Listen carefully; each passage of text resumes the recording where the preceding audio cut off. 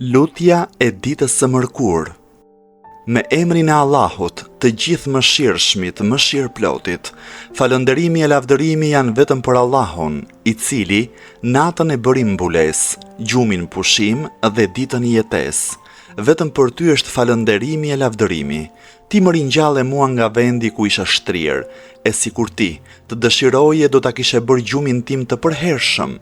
Gjithmonë e vazhdimisht falënderime e lavdërime që nuk i numërojnë dot krijesat. O Zoti im, vetëm për ty është falënderimi e lavdërimi. Ti krijove e përsose, ti caktove e gjykove, ti bëre të vdesin dhe ti ngjalle, ti bëre të smurën dhe ti shërove, ti fale dhe ti vure në sprov, ti mbi arshin u lartësove dhe sundimin ti e zotrove. Të lutem, vetëm ty, me lutjen e atij që i ka të pafuqishme mjetet dhe që i është ndërprer aftësia e vështrimit në thelbin e çështjeve.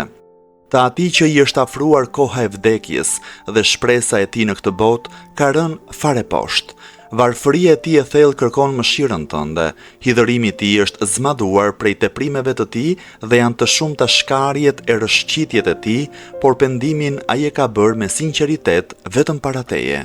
Madhëroje dhe dhuro paqe e shpëtim për Muhammedin, vullën e profetëve dhe për familjen e tij të mirë e të pastër. Bëj që unë të kem ndërmjetësimin e Muhammedit, paqe e shpëtimi i Allahut qoftë mbi të e mbi familjen e tij, dhe mos më privo prej shoqërimit të tij. Me të vërtetë, vetëm ti je më i mëshirshmi i mëshiruesve.